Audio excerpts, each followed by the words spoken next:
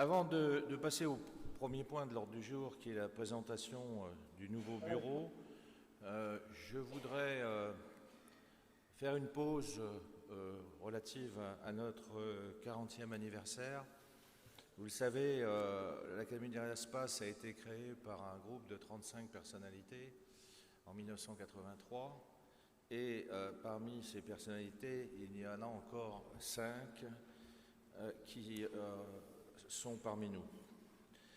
Aujourd'hui, nous avons la présence de Claudius Laburte et je voudrais lui passer la parole pour qu'il vous adresse quelques mots. Est-ce qu'il est là? Voilà.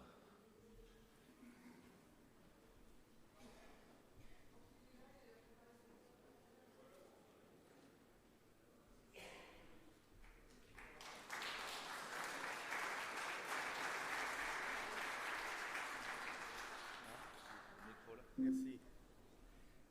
Merci, Monsieur le Président. Je voudrais dire un mot sur quelques-uns des grands anciens. Je suis le seul, hélas, représentant des membres fondateurs. Les autres sont malades, les 4 autres sont malades. Et je me souviens avec beaucoup d'émotion de l'envol de la montgolfière que j'avais construite avec le général Lissarag, autre fondateur, et nous avons décollé, j'ai décollé d'ici sur la place du Capitole, un jour où le vent était un peu tournoyant. Il y avait à l'époque des candélabres avec des protubérances qui me faisaient peur, et j'ai dû chauffer pour faire un décollage, le décollage que je n'aime pas, un décollage rapide. Ce qui est sympa, c'est des décollages lents en ballon. Et là, j'ai dû chauffer pour que le ballon se dégage de ces obstacles qui me faisaient peur. J'avais peur de m'accrocher et je suis parti dans cette direction-là et je suis allé me poser derrière la maison d'André Turcat. Voilà, c'était amusant. Et je voudrais dire un petit mot sur quelques-uns de ces grands anciens. André Turcat d'abord, Jean Boulet ensuite, le pilote d'hélicoptère, dont le record du monde que j'ai vu battre à Istres avant la fondation de l'Académie, ce record du monde tient toujours, c'est absolument extraordinaire. Il racontait ça avec beaucoup de simplicité. Il n'y avait plus d'électricité, plus rien à bord de son hélico, de son Alouette 2. Et il me dit, j'ai pris le soleil et j'ai essayé de suivre le soleil et il est revenu tout près de la base d'Istres pour se poser en autorotation à l'écart de la piste. C'est un exploit complètement extraordinaire, extrêmement courageux.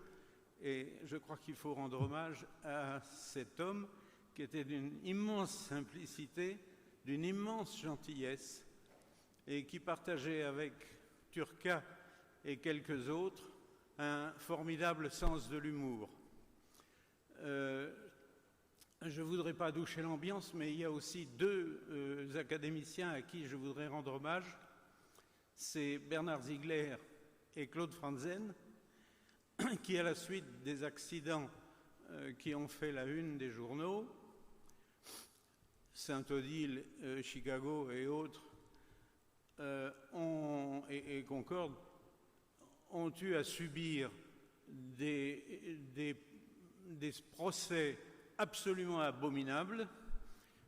Comme j'étais investi dans les enquêtes d'accidents, j'ai connu tout ça de très près. Et tout ce que j'ai vu est absolument honteux. Des experts tout à fait loin de l'impartialité, dirons-nous, et des gens d'une violence incroyable et d'une motivation extrêmement douteuse.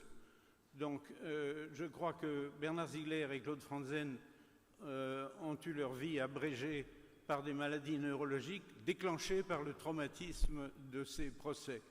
Alors ces procès, il faut que nous essayions de ne plus en avoir, la meilleure chose à faire, c'est de ne plus avoir d'accidents si on peut, mais il faudrait aussi que la vindicte publique cesse d'être aussi violente vis-à-vis des constructeurs et des autorités. Voilà, je vous remercie.